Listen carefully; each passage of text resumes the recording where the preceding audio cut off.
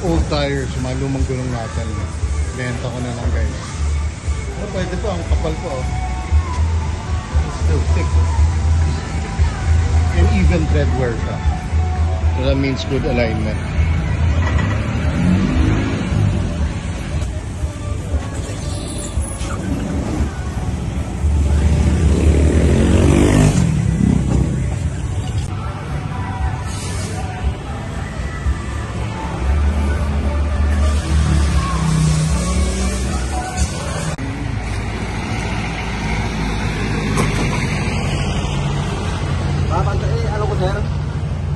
Patong ko? Oo, pwede. Okay lang. Ay! Atin ko lang. Okay ka mo ito. Alit yan. Yan nga. Ito yung takip mo. Okay. Hanapan ko na ng takip.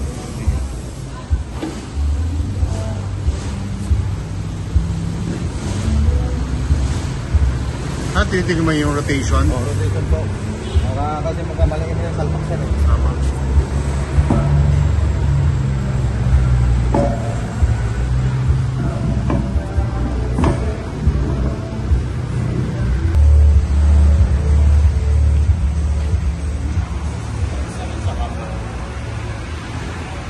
Nagpasa po sa tolerance tong ano natin, driver side. Ito, okay pa naman. Okay pa naman yung right side.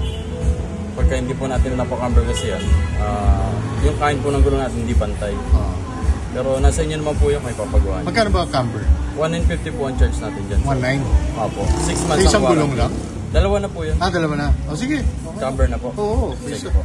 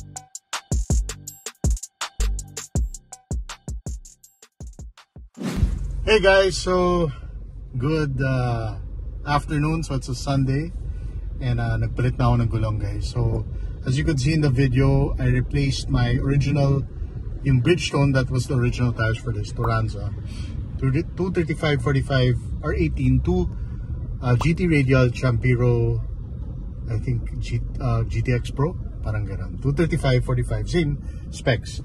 235 45 or 18. So now I'm testing it. Of course, balancing, mounting, wheel alignment.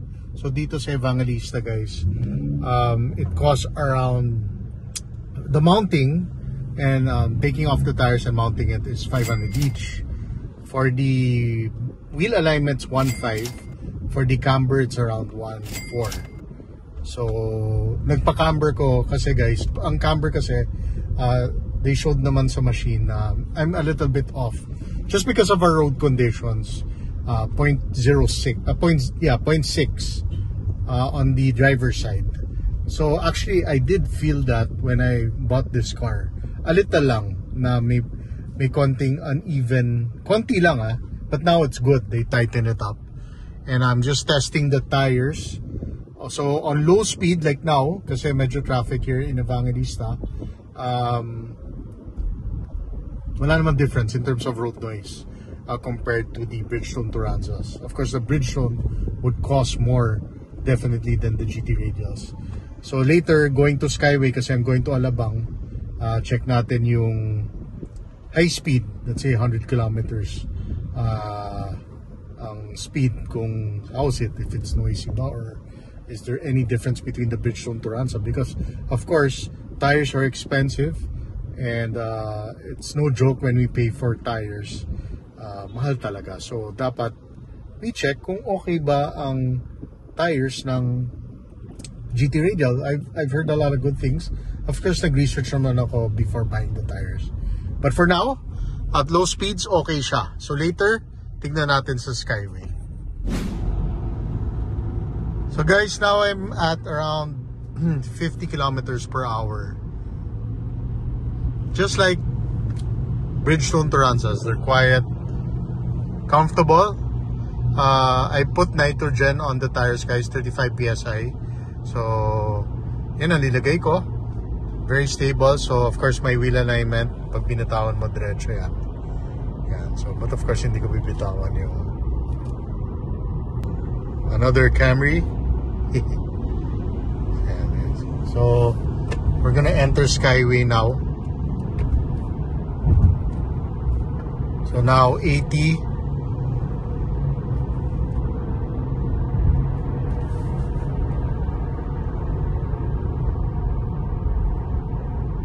Quiet, guys. Actually, medyo mabagal. There.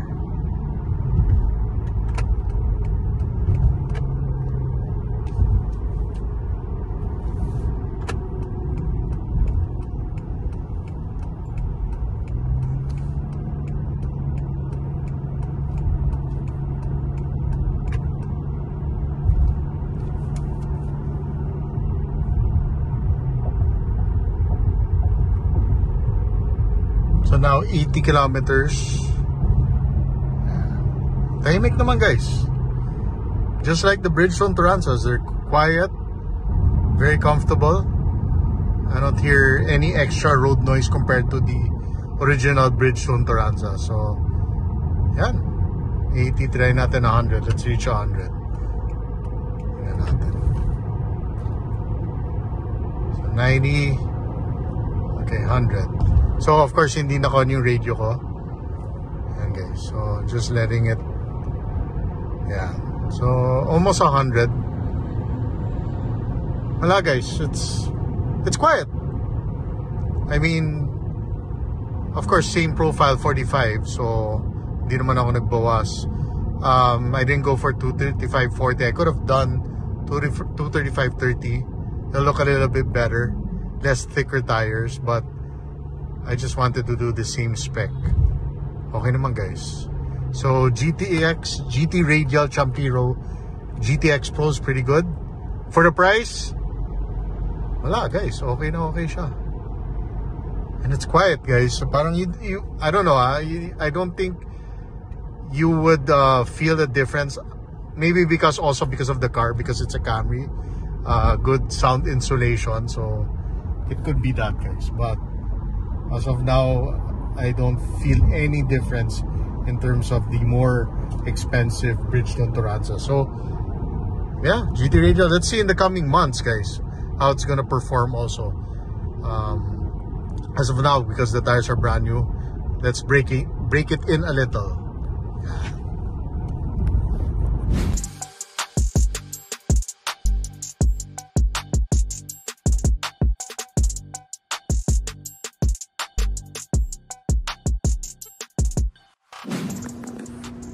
Hello guys, so we're back in the car park, and the Champiros, after using it for since kanina when I changed the tires, okay siya, guys. Good in wet and good in dry. Wala naman siyang noticeable road noise compared to the Bridgestone Turanzas, but I think siguro they're a tad bit quieter yung Turanzas compared to these Champiros. But for the price, guys, konti lang naman yung, if ever man, difference. Really quite minimal. So these are really good tires, guys, for 5,560 pesos. Sulit na siya. Looks good, and the thread is nice too.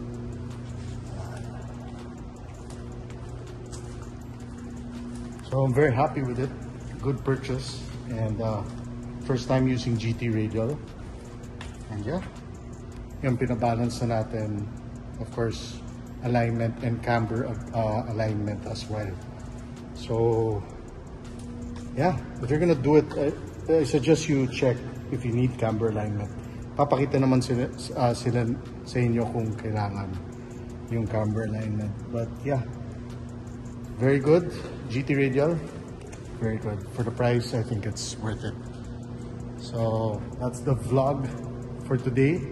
I hope you enjoyed it. And at least now you guys know there's so many tires, guys. There's Achilles, there's this, there's of course the China-made tires. Way cheaper also than the expensive ones like Bridgestone, Michelin, Toyo, Dunlop, diba? Pirelli. Yan. But for me, GT Radial, especially for cars like this na parang everyday car, comfort-oriented cars, they're pretty good. I think also the Bridgestone Utopia tires are also good. But for the price, okay ang GT Radial. So see you in my next vlog. Always take care, guys.